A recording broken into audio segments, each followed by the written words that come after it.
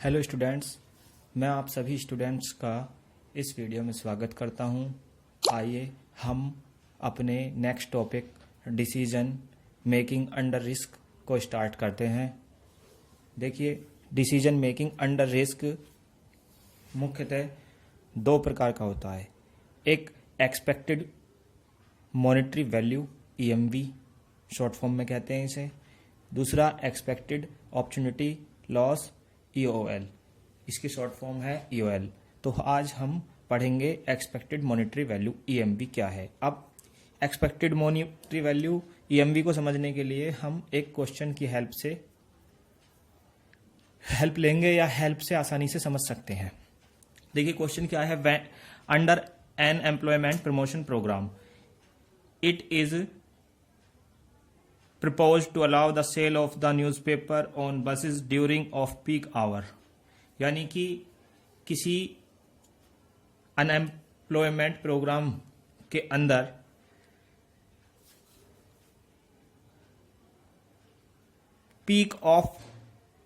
Off peak hour के दौरान newspaper बेचना बसों में प्रस्तावित है। आगे लिखा हुआ है the vendor can purchase the paper at special concessional rate of 25 पैसे। तो विक्रेता इन न्यूज़पेपरों को इस स्पेशल कंसेशन रेट यानी 25 पैसे में खरीद सकता है। आगे है एंड सेल इट फॉर 40 पैसा, और उन्हें 40 पैसे में बेच सकता है। Any unsold copy is a dead loss. कोई भी कॉपी अगर उसकी नहीं बिकती है तो वो उसका डेड लॉस होगा। तो a vendor has estimate the following probability. तो उस वेंडर ने फॉलोइंग प्रोबेबिलिटी जो हमें गिवन है यार सामने टेबल में, ये एस्टिमेट की है, और नंबर ऑफ कॉपी डिमांड भी हमें गिवन है इस क्वेश्चन में। तो अब हमें क्या बताना है, हमें बताना है प्रिपेयर ए पे ऑफ टेबल। हमें एक पे ऑफ टेबल तैयार करनी है and find out the how many copies should be ordered. और ये बताना है कि उस वेंडर को कितनी कॉपी ऑर्डर करनी चाहिए बेचने के लिए, ताकि उसे मैक्सिमम फायदा हो सके, सो दैट हिज एक्सपेक्टेड पे of profit will be A maximum. यानी उसका जो प्रॉफिट है वो मैक्सिमम हो सके, ज्यादा से ज्यादा फायदा हो सके, मतलब वही। तो अब देखिए इसमें क्या करेंगे। सबसे पहले तो ये देखिए कि हमें 40 पैसे में वो बेचता है कॉपी को, न्यूज़पेपर की को, और 25 पैसे में उसने खरीदी। तो उसका टोटल प्रॉफिट कितना है? 15 पैसे। कितने पैसे का प्रॉफिट हो रहा है उसे? 15 पैसे का। अब देखिए पे ऑफ टेबल। पे ऑफ टेबल में सबसे पहले एक कॉलम तैयार करेंगे हम पॉसिबल डिमांड का। पॉसिबल डिमांड जो हमें टेबल में दी हुई है कि नंबर ऑफ कॉपी की डिमांड, मैक्सिमम डिमांड क्या हो सकती है? 15 हो सकती है, 16, 17, 18, 19 और 20। ठीक है, ये मैक्सिमम डिमांड हो सकती है, और ये प्रोबेबिलिटी। तो सबसे पहले कॉलम में आपको क्या लिखना है? डिमांड। दूसरे कॉलम में प्रोबेबिलिटी यहां से लिखनी है। फिर आपको लिखना है कि ये तो आपकी मैक्सिमम डिमांड है, ठीक है। अब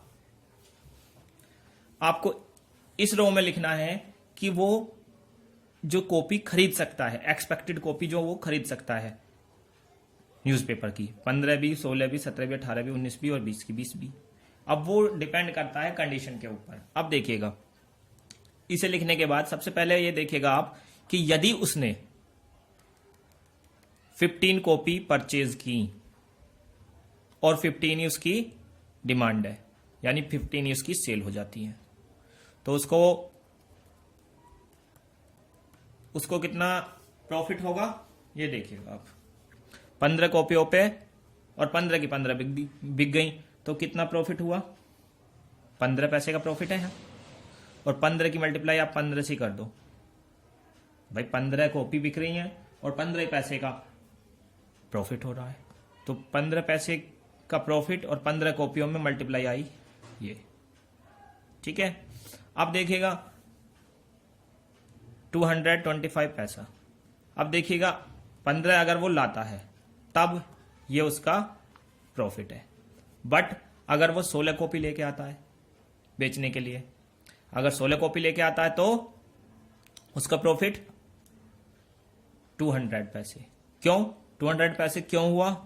वो इसलिए हुआ क्योंकि 15 की 15 कॉपी ही बिकेंगी जब डिमांड है। अब हम तो इसी डिमांड में तो चल रहे हैं 15 की डिमांड में, तो लेके तो वो आया, परचेज तो की उसने 16 और उसकी सेल कितनी हुई 15, तो एक कॉपी का लॉस हुआ।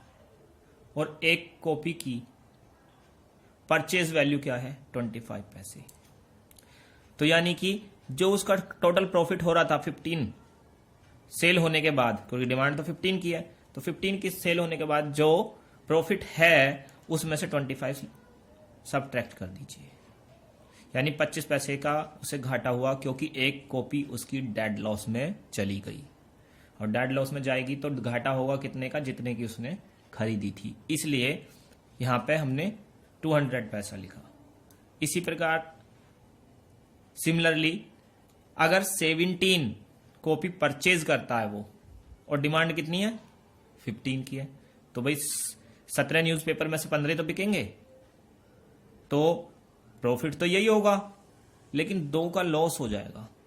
और 2 का लॉस हो गया तो यानी 25 पैसे एक की कीमत है, तो 2 की कीमत 50 पैसे, तो इसमें से 50 घटाओगे तो 175। ठीक है। उसके बाद देखिएगा डिमांड 15 की है और ले आता है वो 18, तो 3 का लॉस होगा, इसलिए 75 घटाने हमें इसमें, सॉरी यहां लिखना है 19। अगर वो परचेज करता है और डिमांड 15 की रहती है तो 4 का लॉस होगा, और 20 परचेज करता है और 15 की डिमांड रहती है तो 5 का लॉस होगा, तो फिर उसे यही प्रॉफिट होगा। तो ये उसके प्रॉफिट है। ठीक है।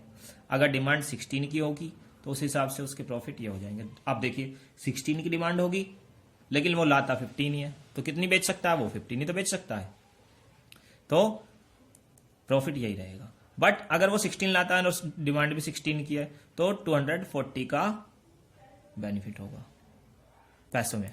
ये वैल्यू जो है सब पैसे में है। ठीक है।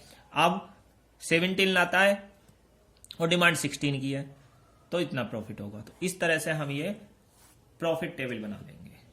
ठीक है। और इसे हम पे ऑफ टेबल कहेंगे। अब इस टेबल को बनाने के बाद हमें नेक्स्ट एक टेबल और बनानी है।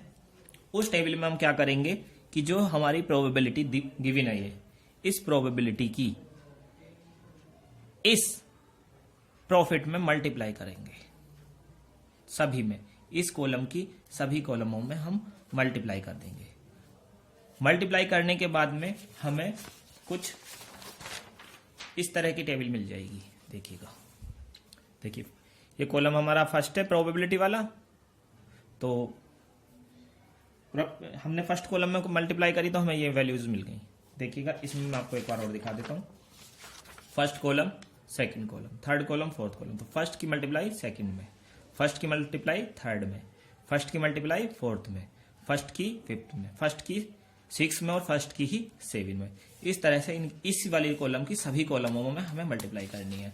और देखिए ये लिखा हुआ है फर्स्ट की मल्टीप्लाई सेकंड में, फर्स्ट की थर्ड में, फर्स्ट की फोर्थ में, फर्स्ट की फिफ्थ में, सभी इसमें लिखे हुए हैं।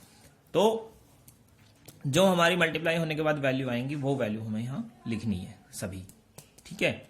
अब इन सारी वैल्यूओं को हमें ऐड कर देना है। सारी वैल्यू को क्या करना है, हमें जोड़ देना है। जोड़ने के बाद में टोटल जो हमारी वैल्यू आएंगी वो ये है। अब इसमें जो मैक्सिमम वैल्यू है, देखिए वो कौन सी है, वो मैक्सिमम वैल्यू ये है 244.20 पैसे। तो ये हमारा मैक्सिमम प्रॉफिट हो सकता है। तो maximum expected monetary value is पैसे 244.20। अब ये है कौन से स्टॉक लेवल में, 17 में ना, तो वो 17 न्यूज़पेपर उसे मैक्सिमम प्रॉफिट के लिए, मैक्सिमम एक्सपेक्टेड प्रॉफिट के लिए उसे 17 न्यूज़पेपर परचेज करने चाहिए। ठीक है। तो यह हो जाएगा, उसका जो रिस्क है वो कम हो जाएगा। तो ये होता है हमारा डिसीजन मेकिंग अंडर रिस्क, और उस रिस्क को कम करने के लिए ही हम एक्सपेक्टेड मॉनेटरी वैल्यू के थ्रू निकालते हैं कि वो रिस्क कैसे कम हो सकता है। तो हमें पता चल गया कि उसे 17 न्यूज़पेपर खरीद के बेचने में ज्यादा फायदा होने की संभावना है। ठीक है, उम्मीद करता हूं कि ये क्वेश्चन आपको समझ में आया होगा। अगर फिर भी किसी को क्वेश्चन अगर ये समझ में नहीं आया हो तो मुझसे पूछ सकते हैं। ठीक है, thank you for watching my video.